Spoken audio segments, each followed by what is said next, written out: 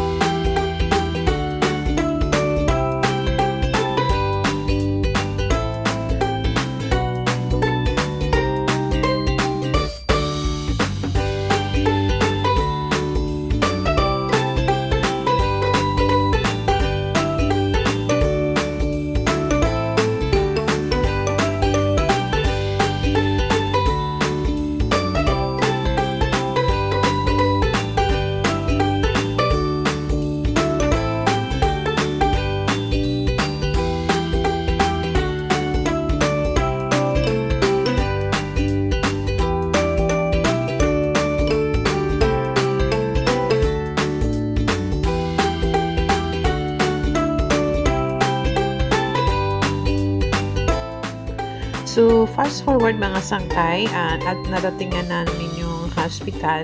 Although hindi ko na siya na-videohan, umiiwas lang ako at ayokong may mahagip ako na ibang mga lokal na mga na makuhanan ko sa video ko. So, narating na namin yung hospital. So, nagstay kami there hanggang gabi.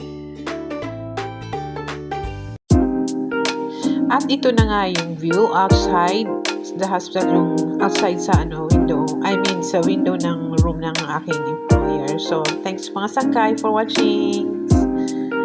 God bless.